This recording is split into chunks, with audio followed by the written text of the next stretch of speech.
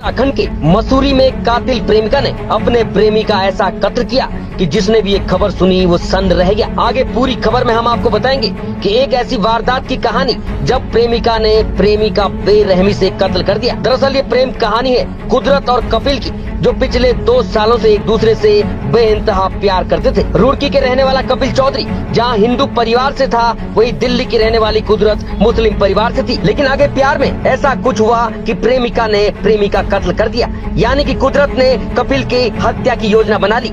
आखिर वो क्या कारण था, ये पूरी चीजें हम आपको खबर में बताएंगे। जब कत्ल करने वाली प्रेमिका को पुलिस ने पूछताछ में पूछा तो कुदरत ने बताया कि अब्दुल्ला मेरा सगा भाई है और कपिल चौधरी जो कि रुड़की का रहने वाला है, वो करोल बाग मार्केट में पहली बार 2 साल पहले मोबाइल की दुकान में मिला था, जहां से उन दोनों की बातचीत शुरू हुई। फोन पर बातचीत काफी होने लगी और उसके बाद दोनों एक दूसरे को चाहने लगे। कपिल अक्सर दिल्ली आकर कुदरत से मिलता था, लेकिन अब वो अपने घर वालों के कहने पर कहीं और शादी करने जा रहा था और उसने कुदरत को बताया कि जहां घर वाले कहेंगे वहीं मैं शादी करूंगा। कुदरत ने बताया कि कपिल से मैं बहुत प्यार करती थी और उसके कहीं और शादी किए जाने की बात मैंने अपने छोटे भाई अब्दुल्ला को बताई और वो बहुत गुस्सा हो गया। इस पर दोनों भाई बहन ने कपिल चौधरी को जान से मारने की योजना बनाई। योजना के तहत कपिल को फोन करके हरिद्वार बुलाया गया, जहां दोनों ही भाई बहन पहले से ही मौजूद थे। उसके बाद हरिद्वार में दोनों ने एक फेरी वाले से घटना को अंजाम देने के लिए एक चाकू खरीदा और उसको अपने पास रख लिया। कुछ देर बाद कपिल अपनी कार लेके आया और तीनों के तीनों मसूरी घूमने चले गए। जिसके बाद मसूरी से कुछ पहले भट्टा फॉल के पास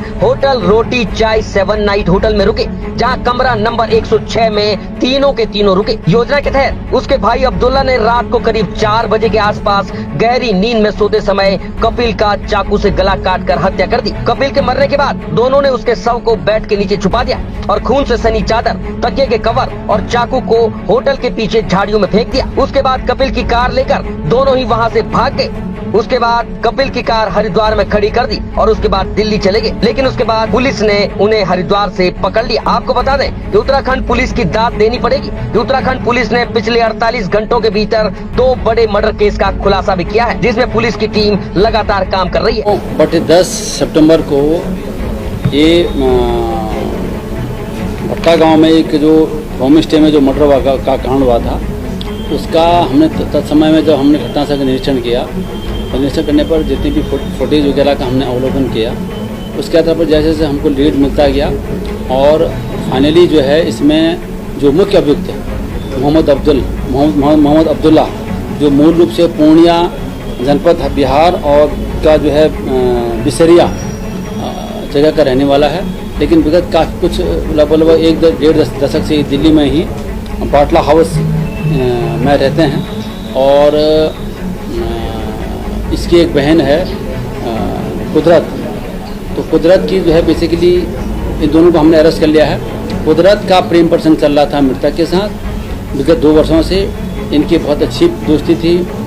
मृतक अक्सर जो है दिल्ली जाया करता था अपनी गाड़ी को लेकर के, मिलना जुलना था, इनके आपस में बहुत एक प्रेम प्रसंग था, इनके शारीरिक संबंध भी थे, बहुत सारी चीज़ें थी एक यंग ब्लड्स के बीच में। और इस महिला ने, इस लड़की ने मृतक को सलमान के रूप में अपने घर में इंट्रोड्यूस किया था, लेकिन कुछ समय से सलमान इस लड़की से उसने कहा कि भाई मेरे घर वाले शादी कर रहे हैं और मेरे घर वाले जहाँ शादी करेंगे मैं वहाँ शादी करूँगा, मेरी शादी के बाद तुमसे सारा संबंध जो है विच्छेद। इस पर जो है लड़की ने बहुत समझाया उसको, और जब वो नहीं माना, अल्टीमेटली 8 तारीख को आकर के इन दोनों भाई बहनों ने उसको मारने की योजना बनाई।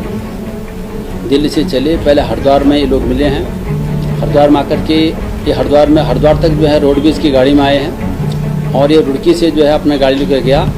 फिर तीनों लोग हरिद्वार से मसूरी गए।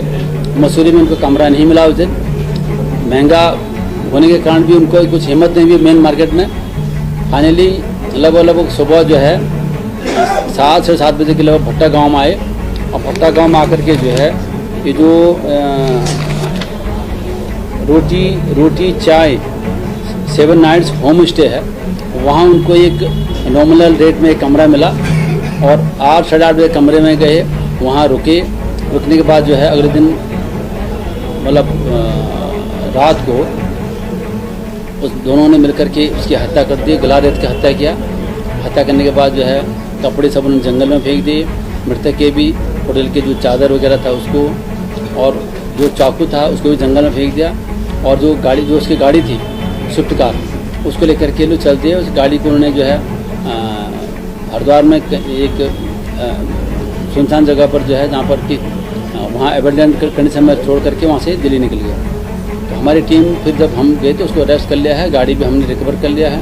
जितने सामान इसमें हो सकते थे, मृतक के कपड़े, खून वालों के कपड़े, होटल के सामान जो कपड़े थे खून वाले, वो हमने रिकवर कर लिया है, चाकू रिकवर कर लिया है। और इस प्रकार से उस पूरी पूछताछ के दौरान भी जो चीज़ें मैं बता रहा हूँ वो स्टेबलिश हुई, उसको हमने डिजिटल एविडेंस के माध्यम से भी, पुलिस के माध्यम से भी स्टेबलिश कर लिया है। और इस प्रकार से हमारी टीम ने,